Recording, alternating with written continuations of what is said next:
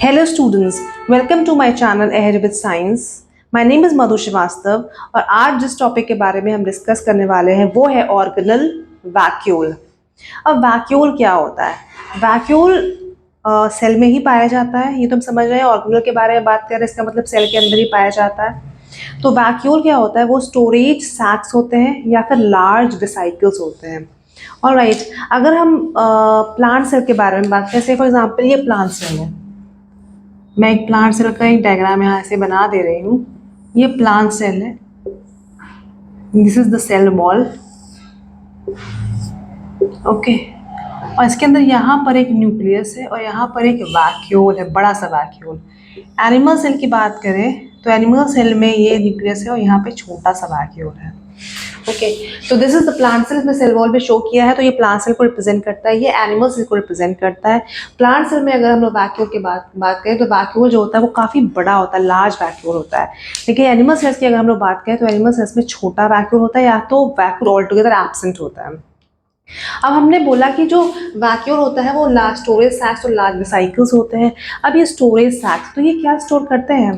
ये कोई भी चीज़ स्टोर कर सकते हैं, कोई भी चीज़ तो नहीं कह सकते, पर ये तीनों medium, air, liquid and solid, तीनों मीडियम की चीज़ें जो होती हैं इसमें स्टोर कर सकती हैं depending upon the requirement, okay. और लिक्विड की बात हम लोग कर रहे थे, यहाँ पे जनरली वाटर स्टोर होता है। वाटर में मिक्स सब्सटेंसेस जो होते हैं मिल करके ये वैक्यूल में स्टोर हो जाते हैं। अब अगर हम लोग, अभी हमने देखा कि प्लांट सेल में वैक्यूल किस तरीके का होता है और एनिमल सेल में वैक्यूल किस तरीके का होता है। प्लांट सेल में वैक्यूल जो होता है वो लार्ज होता है।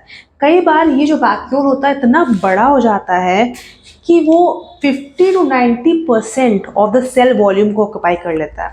यहाँ पे वैक्यूल हम देख रहे हैं बहुत बड़ा है, पर कई बार एक सेंट्रल वैक्यूल, एक लार्ज सेंट्रल वैक्यूल जो होता है वो प्रेजेंट होता है प्लांट सेल में, जो कि 50 to 90% ऑफ सेल वॉल्यूम को ऑक्यूपाई कर लेता है। और ये लार्ज वैक्यूल जो होता है, ये लार्ज सेंट्रल वैक्यूल, इसका मतलब क्या होता है कि सेल का सेंट्रल पार्ट ऑक्यूपाई कर लेता है वैक्यूल, और जो न्यूक्लियस होता है न्यूक्लियस को पेरिफेरी में शिफ्ट कर देता है, ओके। अब हम लोग समझें कि जो वैक्यूल होता है प्लांट में अगर बात करें तो प्लांट में जो वैक्यूल होता है उसमें सेल सैप होता है। सेल सैप मतलब कुछ लिक्विड होता है, लिक्विड में कुछ मिक्स सब्सटेंसेस होते हैं, उसी को कहते हैं सेल सैप। अब ये जो वैक्यूल में सेल सैप प्रेजेंट होता है उसकी वजह से सेल को रिजिडिटी और टर्जिडिटी प्रोवाइड करता है। टर्जिड मतलब क्या होता है? Say for example there is a cell, cell में पानी भरा, जब सेल में पानी भरा तो उसकी वजह से सेल क्या होता है? स्वेल कर जाता है। स्वेल होने की वजह से सेल जो होता है वो टर्जिड हो जाता है, तो मैक्सिमम शेप को ऑक्यूपाई कर लेता है और सेल वॉल पर एक तरीके से या फिर प्लाज्मा मेम्ब्रेन पे एक तरीके से प्रेशर एक्सर्ट करने लग जाता है। तो सेल, इसको कहते हैं सेल टर्जिड है। अगर सेल में से पानी को निकाल लो तो सेल श्रिंक कर जाता है, तो सेल फ्लैसिड हो जाता है। तो यहाँ पर वैक्यूल के प्रेजेंस होने की वजह से इसमें सेल साफ या पानी अगर भर जाता है तो ये क्या होता है? टर्जिडिटी प्रोवाइड करता है सेल को, और टर्जिडिटी प्रोवाइड कर रहा है तो कहीं ना कहीं सेल को रिजिडिटी भी प्रोवाइड कर रहा है। तो सेल साफ क्या होता है? सेल साफ जो वैक्यूल में पाया जाता है स्पेशली प्लांट सेल्स में, वो सेल को टर्जिडिटी और रिजिडिटी प्रोवाइड करता है।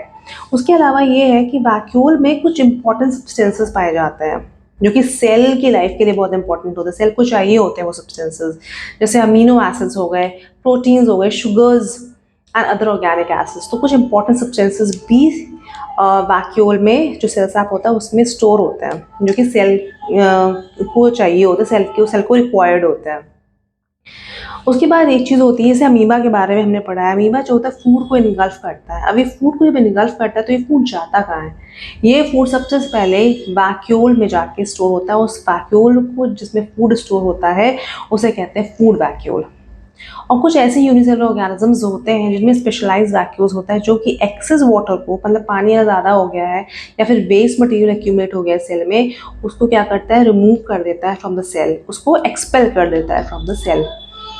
तो वैक्यूल के बारे में हमने क्या समझा? वैक्यूल के बारे में हमने समझा कि वैक्यूल जो होते हैं वो स्टोरेज सैक्स होते हैं या फिर लार्ज वेसिकल्स होते हैं।